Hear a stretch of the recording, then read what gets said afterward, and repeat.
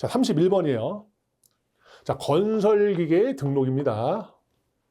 자, 건설기계의 소유자는, 굴착기 소유자는 대통령령으로 정하는 바에 따라, 대통령령이에요. 건설기계를 뭐 해야 된다? 등록해야 된다. 건설기계 소유자의 주소지 또는 건설기계의 사용 본거지를 관할하는 특별시장, 광역시장, 도지사, 특별자치도지사, 이하 뭐라고 그래요? 시도지사라고 합니다. 등록 신청을 해야 된다. 예를 들어서 제가 만약에 강남구에 살아요. 강남구에 사는데 제가 굴착기를 등록하려고 그래요. 어디로 가야 돼요? 강남구청 가는 게 아니라 어디로 가라고? 서울시청 가라는 얘기죠. 다음에 건설기를 취득한 날부터 몇 월이요? 2개월이요. 2월 이내. 2월 이내 뭐예요? 등록 신청을 해야 되고요. 특이하게 전시나 사변이나 국가 비상사태에서는 며칠이야? 5일이다. 수치 위주로 좀 공부를 하셔야 됩니다. 자, 문제 보겠습니다. 1번, 건설기계 소유자는 다음 어느 령에 정하는 바에 따라 의하여 건설기계의 등록을 해야 하는가라고 했어요. 뭐였어요? 대통령령. 답 1번이죠. 2번, 건설기계 등록 신청은 누구에게 해야 된다 했어요? 건설기계 소유자 또는 사용본거지를 관할하는 시도지사죠. 답 몇 번이에요? 3번 되겠네요. 건설기계 소유자의 주소지 또는 사용본거지를 관할하는 시도지사에게 한다고 했어요. 자, 3번. 건설기계 등록 신청은 관련 법상 건설기를 취득한 날로부터 얼마의 기간 이내에 하여야 된다고 했어요? 몇 개월이요? 2개월. 답 4번. 근데 특이한 경우 전시나 뭐 이렇게 비상사태 며칠? 5일. 그렇죠? 이건 일반적인 거 물어본 거니까요. 답은 2월이 되겠죠. 자, 32번 특별 표지판입니다. 특별 표지판. 다음의 대형 건설 기계에는 기준에 적합한 특별 표지판을 등록번호가 표시되어 있는 면에 부착해야 한다.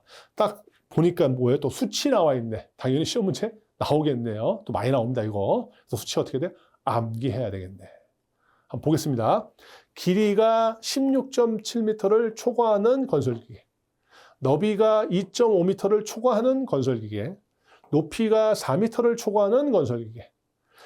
최소 회전 반경이 12m를 초과하는 건설기계. 총 중량이 40톤을 초과하는 건설기계. 총 중량 상태에서 축하중이 10톤을 초과하는 건설기계. 자, 여기 보세요. 제가 암기시켜 드릴 테니까 저 믿고 쫓아가시기 바랍니다. 혼자 있는 분 입으로 자꾸 뱉으라고 그랬어요. 자, 한번 따라해 보세요. 너희요. 높사. 축십. 이건 아무 의미 없어요. 너희요 높사 축십. 다음에 40살 먹은 총각 중이. 배가 너무 고팠어요. 그래서 회를 몇 마리 먹었어요? 12마리를 먹었어요. 근데 그 12마리 먹은 회의 길이를 재보니까 얼마예요? 길이가? 16.7m를 초과했대요. 16.7m 초과했다. 말도 안 되는 얘기죠. 이게 기억이 납니다. 너희요 높사 축십. 40 먹은 총각 중 회 12마리 먹고 길이가 16.7m 초과했다. 자, 너이호예요. 너비가 2.5m 이상.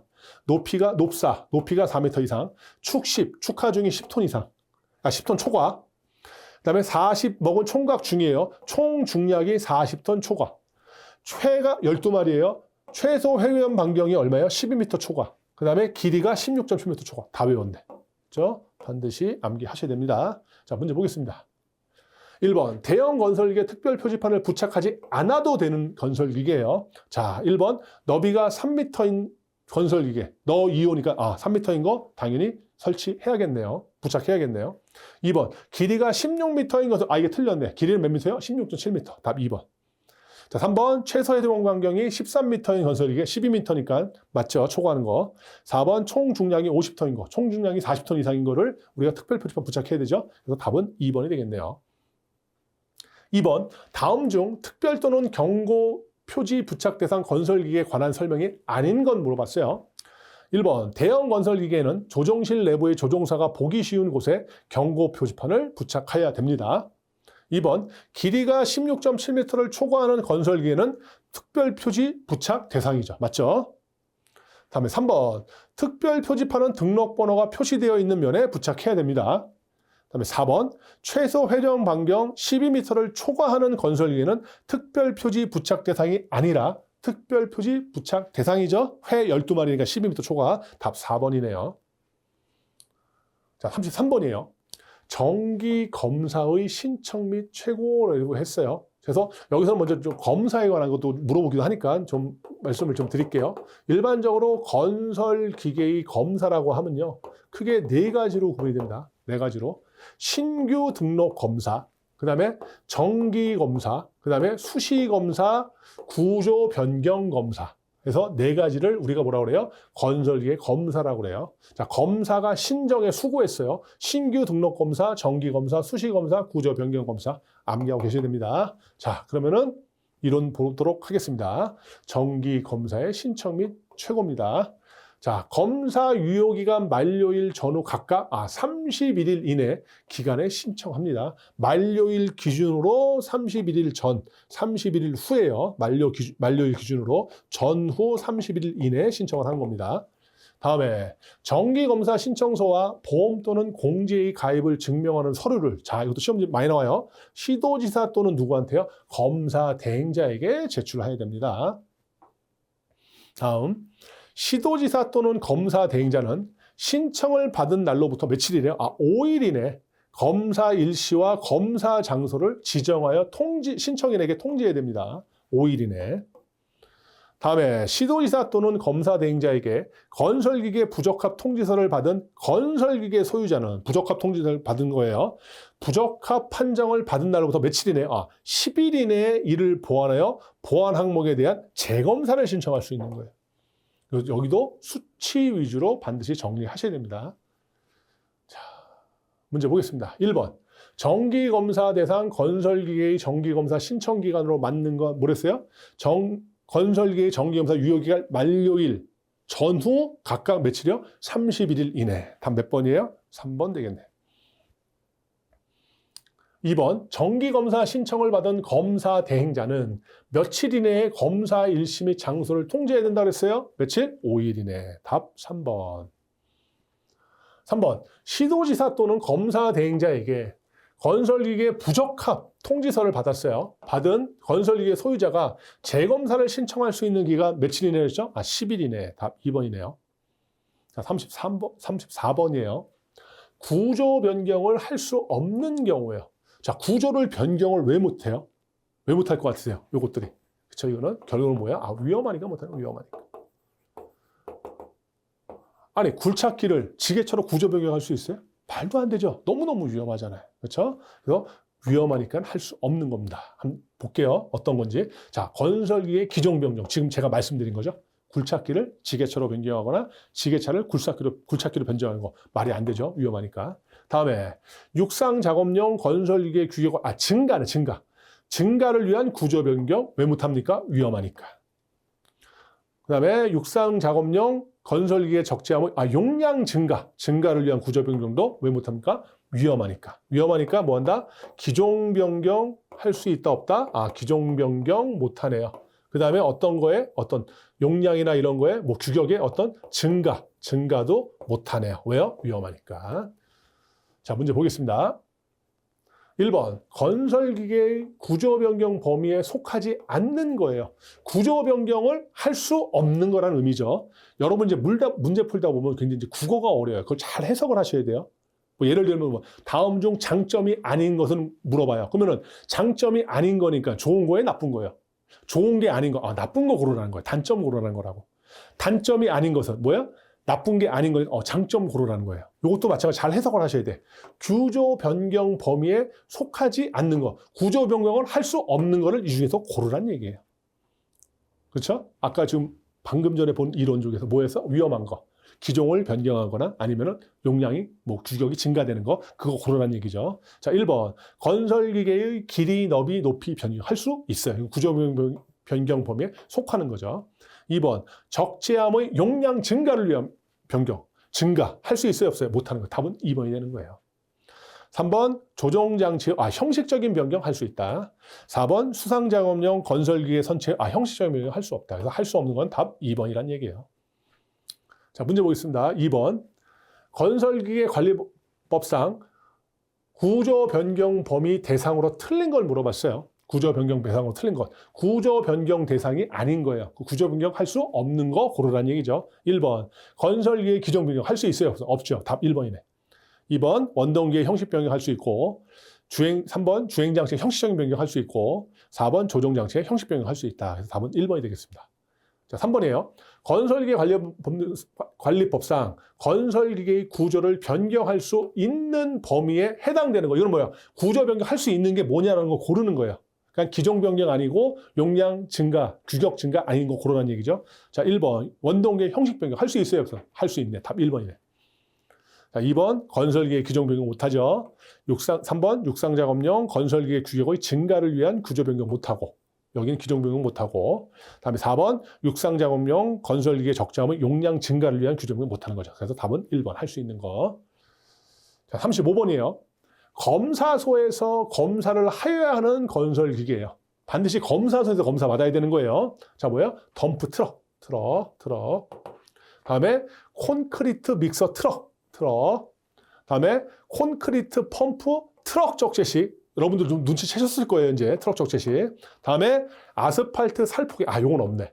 요거. 아스팔트 살포기. 요거는 트럭이라는 말이 없는데도 검사소 해야 된다는 거 하나 기억. 다음에 이것도 뭐야? 트럭 지게차. 국토교통부 장관이 정하는 것. 그래서 이거는 트럭하고 지게차가 합쳐져 있는 어떤 특수건설기계입니다. 그래서 결론은 뭐예요? 검사소에서 검사를 해야 되는 건설기계는 뭐야? 어떤 말이 들어가요? 아, 트럭이란 말이 들어가요. 트럭. 아스팔트 살포기를 빼고는 뭐야? 트럭이라는 말이 들어간다. 하나 정리하셔야 됩니다. 자, 문제 보겠습니다. 1번 건설기계 검사소에서 검사를 받아야 하는 건설기계. 검사소에서 검사를 받아야 되는데 뭐 들어가면 돼요? 아, 트럭이란 말 들어가면 되는데 트럭 아니면 아스팔트 살포기. 1번 콘크리트 살포기 아니네요. 2번 트럭 적시식 콘크리트 펌프. 답 2번이네. 3번 지게차. 4번 스크레이퍼. 자, 2번 문제 볼게요. 검사소 이외의 장소에서 출장 검사를 받을 수 있는 건설기계에 해당되는 건 물어봤어요. 이건 뭐야? 검사소에서 받는 게 아니라 그 현지에서 받는 거, 출장 검사 받는 거죠. 그러니까는 트럭이 아닌 것 고르란 얘기예요. 1번 덤프 트럭 맞죠? 2번 콘크리트 믹서 트럭. 그 다음에 트럭이 아닌 거 중에 하나가 뭐야? 아스팔트 살포기. 외워야 된댔죠? 아스팔트 살포기. 4번 지게차. 틀렸네. 지게차가 아니라 트럭 지게차죠. 그래서 답은 4번이 되는 거예요. 이거는 어디서 할 수 있다? 검사소가 아닌 그 현지에서 할 수 있다는 의미입니다. 자, 36번이에요. 건설기계 정비업이에요. 그래서 여기도 하나 좀 메모를 해놓으세요. 이것도. 일반적인 이제 건설기계 법에서 얘기하는 사업이 있어요. 4가지예요, 4가지. 왜냐면 매매업이고요. 건설기계 매매업입니다. 여기에 이제 건설기계가 생략이 됐다고 치고요. 건설기계 매매업. 그 다음에 건설기계 정비업. 그 다음에 건설기계 해체 재활용업. 해체 재활용업. 그 다음에 건설기계 대여업. 그래서 요 4가지를 뭐라고 그래요? 법에서 건설기계 사업이라고 합니다. 건설기계 매매업, 정비업, 해체 재활용업, 대여업. 그래서 이 정도는 알고 계시면 좋겠네요. 자, 그러면은 이론 들어가 볼게요. 건설기계 정비업이고, 건설기계 정비업, 사업 범위에 사업 범위. 어떤 사업이냐? 종합 건설기계 정비업이에요. 종합이에요. 다음에 부분 건설기계 정비업이고, 다음에 전문 건설기계 정비업. 이렇게 나눠지네요. 그래서 또 어떻게 해요? 시험 문제 나오니까 암기해야죠. 어떻게 해요? 전부 종합이에요. 뭐예요? 전부 종합이라고요. 전문 건설기계 정비업, 부분 건설기계 정비업, 그 다음에 종합 건설기계 정비업, 전부 종합 하나 암기. 다음에 건설기계 정비업의 범위에서 제외되는 거예요. 제외되는 거. 요거는 약간 뭐예요? 고도의 숙련된 기술, 좀 약간 기술자들이 하는 거고, 요거에 제외되는 거니까 어떻게 돼요? 아, 이건 일반인이 할 수 있는 거네. 일반인이 할 수 있는 것들. 요거. 오일의 보충. 다음에 에어클리너, 엘리먼트 및 필터류의 교환. 다음에 뭐 배터리나 전기 교환하는 거. 다음에 타이어 점검, 정비 및 트랙의 장력 조정. 그 다음에 착유리 교환. 이런 것들 어떻게 한다? 건설기계 정비업의 범위, 즉 고도의 기술을 요하지 않는 일반인이 좀 할 수 있는 거, 전문가가 아니라 그 개념으로 보시면 될 것 같아요. 자, 문제 보겠습니다. 자, 1번. 건설기계 정비업의 등록 구분이 아닌 건 물어봤어요. 뭐랬어요? 전부 종합. 답 몇 번이에요? 2번. 특수 건설기계 정비업은 없습니다. 자, 2번. 건설기계 정비업의 사업 범위로 맞는 것 전부 종합. 몇 번이죠? 4번. 종합 건설기계 정비업, 부분 건설기계 정비업, 전문 건설기계 정비업. 자, 3번. 건설기계 정비 시설을 갖춘 정비업자만이 정비할 수 있는 사항은 일반인 할 수 없고 누가만 할 수 있어요? 전문가가 할 수 있는 걸 고르는 거예요. 자, 1번 오일의 보충, 일반인 할 수 있죠. 배터리 교환 할 수 있어요. 자, 유압장치 호스 교환. 이 유압장치 관련돼 가지고 굉장히 이건 난해합니다. 복잡하기 때문에 이거는 반드시 고도의 기술을 가진 전문가들이 해야 됩니다. 답 3번이에요. 4번 제동등 전구의 교환. 그런 거는 좀 일반인이 할 수 있습니다. 자, 다음 문제 4번.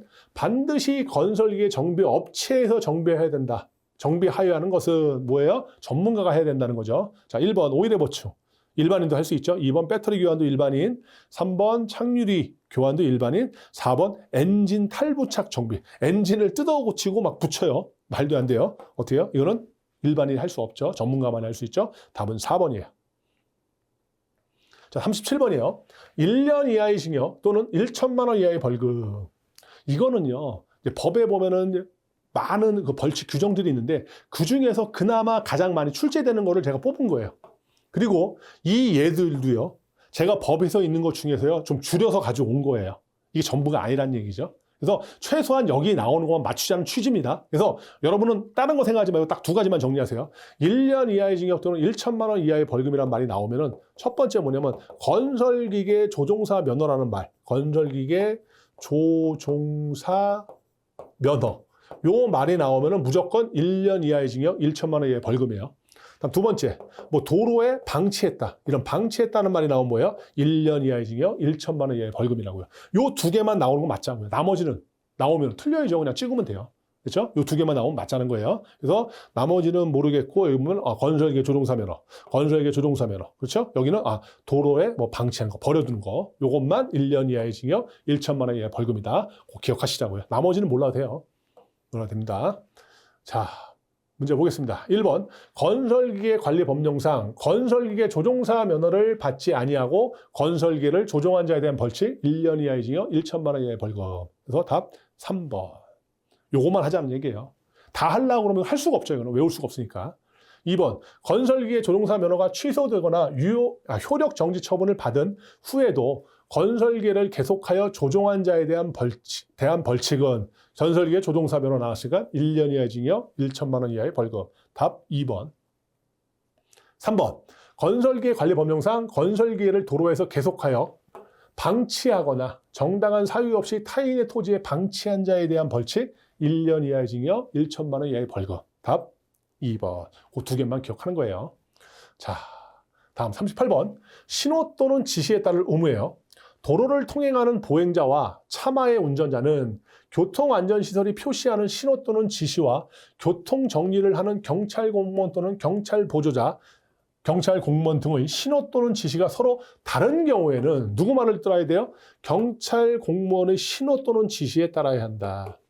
예를 들어서 뭐 교차로예요. 막 그냥 꼬리 물게 했어. 신호 바뀌었어. 막 어떻게 할 수가 없잖아요. 그때 경찰 공무원이 막 지시하잖아요. 이렇게. 그럼 거기에 손에 따라야 된다는 거예요. 어디 교차로인데 신호등이 망가졌어요. 그럼 거기 경찰 공무원이 와서 이렇게 막 또 신호하고 막 지시하잖아요. 거기에 따라야 된다는 얘기예요. 자, 문제 보겠습니다. 1번. 고로교통법상 가장 우선하는 신호는 누구예요? 경찰 공무원의 수신호. 답 1번입니다. 1번. 자, 2번. 신호기가 표시하고 있는 내용과 경찰관의 수신호가 서로 달라요. 신호기하고 다른 경우 통행 방법으로 옳은 것은 누구 말 들어야 된다 그랬어요? 경찰관의 말을 들어야죠. 신호 지시 따라야 됩니다. 다 몇 번이에요? 1번. 경찰관 수신호를 우선적으로 따른다. 이건 저희가 이제 운전하다 보니까 그냥 상식적인 면에서 맞출 수 있는 거죠. 39번이에요. 도로교통법령상 용어의 정의입니다. 자, 도로예요, 도로. 도로법에 따른 도로. 이걸 도로라고 합니다. 다음에 유료도로법에 따른 유료도로도 도로예요. 농어촌 정비법에 따른 농어촌 도로도 도로입니다. 다음에 이제 안전지대. 도로를 횡단하는 보행자나 통행하는 차마의 안전을 위하여 안전표지나 이와 비슷한 인공구조물로 표시한 도로의 부분 했어요. 그럼 여러분들 이렇게 보시면 이게 이제 중앙선이에요. 중앙선 보면은 여기에 이런 식으로 돼가지고 노랗게 이렇게 밑줄 걸려 있는 데가 있어요. 중앙선에.